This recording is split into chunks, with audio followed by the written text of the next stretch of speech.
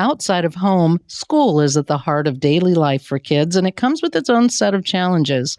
Clinical psychologist Dr. Monique Winnett is here for a discussion on how parents can support kids' development in school and help navigate the challenges. Welcome to St. Joseph's Health Medcast, a podcast from St. Joseph's Health. Dr. Winnett, it's great to have you here today to talk about this timely topic. Hi, thanks for having me.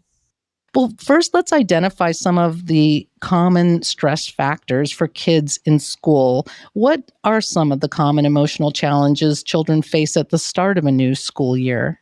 Yeah, the start of a new school year is a big transition. It obviously varies a bit depending on if the child is just moving up a grade versus if they're changing schools.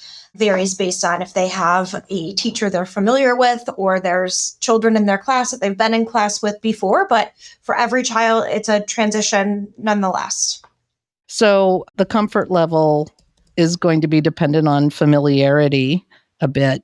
How can parents help create a supportive home environment that encourages learning and emotional well-being at school? Yeah, I think it can be very helpful for parents to be optimistic and encouraging about the start of school year to help kids feel emotionally prepared, mentally prepared, even just logistically prepared, like helping them start acquiring school supplies, a little bit in advance and helping them get excited and posing this as it being something that's positive and fun, as opposed to parents giving the message that it's something they should be worried about or something they should be dreading. But if something isn't going right, what signs should parents look for that might indicate that their child is struggling either socially or academically? I typically tell parents to just anticipate that the week prior to school starting and the first week or so of school starting to expect some bigger emotions, maybe more meltdowns, maybe kids coming home more fatigued because it is a transition. That being said, if we're getting 2-3 weeks into the academic year and you're still noticing more emotional behaviors, more outbursts, more isolating, wanting to sleep more than usual, some of those might be signs too that something about the transition isn't going great, and it might be worth following up with your kid and or with some people in school to see if there might be something that's being missed. I'd like to kind of divide into younger children and older children now. Talking about younger kids, what role does routine play in helping younger kids feel secure during the school year? You were saying the comfort level is very important, and the encouragement to look at this enthusiastically and as a positive experience. What role does routine play in that? I'm glad that you asked. It's important. It's exceedingly important. One of the things that tends to exacerbate anxiety is things feeling uncertain. And so getting into routine with our children is something that we can do just on a day-to-day basis that helps things feel more predictable. And as much as it's tempting as parents to hang on to the last day of summer, as much as you're able to start easing children back into that routine, whether that be transitioning to slightly earlier wake-up times, slightly earlier bedtimes, more consistent meal times, things like that can help students feel prepared for going into school. And then as much as parents are able to keep up that routine throughout the school week, and even to some extent on weekends, that can be exceedingly helpful. And if kids do experience separation anxiety or general fear of going to school, how can parents support those children?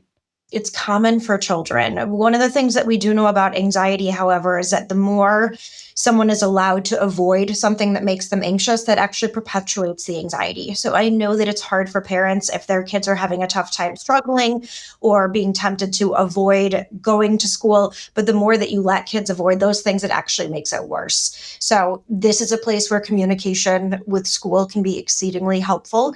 Touching base with the school guidance counselor, school social worker, classroom teacher, letting them know that your child is anxious about this, and then being able to do that handoff in a way that's comforting and supportive, but also where the parent is really being firm about school is a safe place for you, school is an okay place, school is a good place, and so I'm going to leave you here even though I know you're feeling anxious. So modeling that avoidance is not the way and reiterating the safety aspect of school. Right. Now, what are some age-appropriate ways to talk to young kids about academic expectations, but without creating something that's going to make them feel pressured?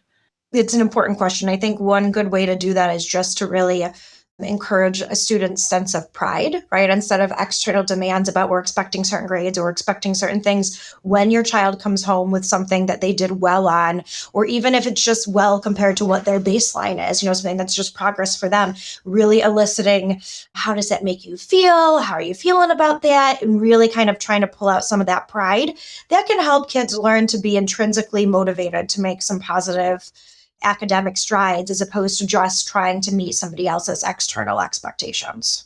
You really have to grow those inside of your child. Yeah, and just really encourage and support that. Most teachers are really great about that. And as much as we can support that, taking the time to look over, your kids' schoolwork when they bring it home and having them talk to you about it and teach you about it can give them a sense of ownership and pride over the work that they're doing.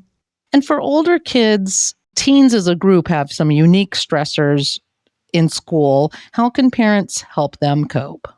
This is a great opportunity for parents to model good coping skills, right? Which is something that we can do throughout their lives. Being able to verbalize and express when we're feeling stressed or overwhelmed or frustrated by something, and then having those conversations and engaging in some healthy coping skills. I'm feeling really overwhelmed by this. I'm going to go take a little 10-minute walk to cool down, or I'm going to go give myself a 5-minute breather because I'm feeling stressed. So these are skills that we can model for children throughout life. I think another big important thing is just having that open communication with your kids. So when they're feeling stressed or overwhelmed or excluded or whatever it might be, that you've laid the groundwork that can be an open dialogue. Because what tends to make stress worse is when we feel like we have to hold it in and contain it ourselves, as opposed to being able to share that with somebody that's trusted and let them help us navigate the situation. So the stressors we should be aware of, particularly with teens, can be exclusion, being overwhelmed. We know there's like the social media piece of this. Is there anything you can tell us about those stressors? This varies a lot based on the kid and how driven they are and what their goals are for themselves. But certainly academics become more rigorous as we get older, right? Kids are expected to do more. There's more homework. Assignments are more challenging. Instead of it being a homework assignment that's necessarily due the next day, sometimes there's homework assignments that they need to be planful about. How do I break down this assignment over the next week or 2 weeks until it's due? So helping with some time management things definitely becomes more of a factor as kids get older. For kids who are involved in other activities outside of just academic work, sports, art, those things can be amazing, amazing things for kids and can also create an extra source of stress. And as you mentioned, the social aspect is something that's, been a stressor, especially in adolescence, but for all kids throughout most of time. But certainly the addition of social media and cell phones has exacerbated that dramatically. And so anytime the parents are able to encourage breaks from social media, encourage breaks from some of those devices, that just gives your kid a chance to clear their head from some of that and gives a little space for breathing and creativity and rest. So, what's the best way for parents to approach conversations, especially with teens? You might be talking about grades, performance, future goals, but you don't want to trigger anxiety over that either.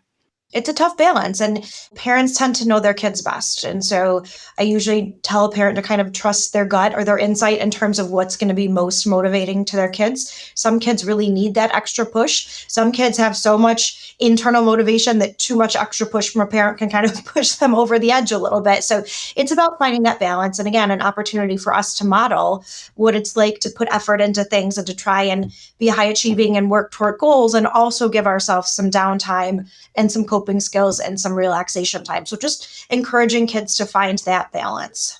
And how can parents support teens in managing these complicated social dynamics and peer pressure and identity development? Yeah, it's hard. It's hard and it's different for everyone, and it's going to vary based on their friends and their peer group. But again, just the more that parents can encourage open, non-judgmental dialogue with their kids so that when things come up, kids feel comfortable going to their parents to discuss some of those things can be helpful. And again, a place for great dialogue with school, especially if you have concerns, calling up the school guidance counselor, school social worker, and bringing them in, letting them touch base with your kid can just be another trusted adult where kids can work through some of those developmentally appropriate and stressful things that kids go through, especially during adolescence.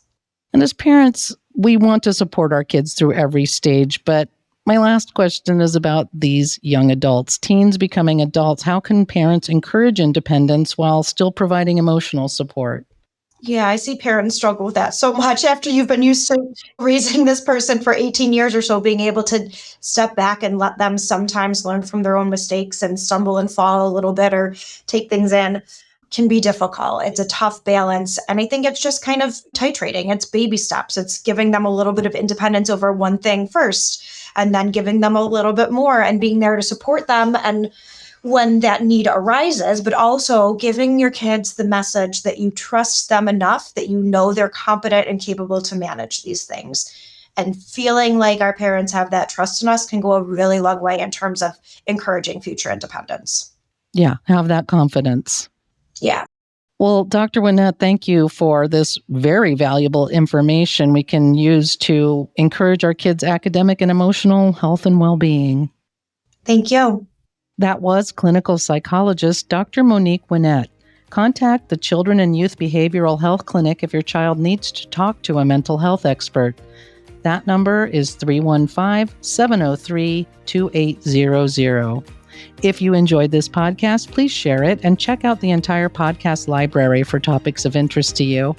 I'm Amanda Wild, and this is St. Joseph's Health Medcast. Thanks for listening.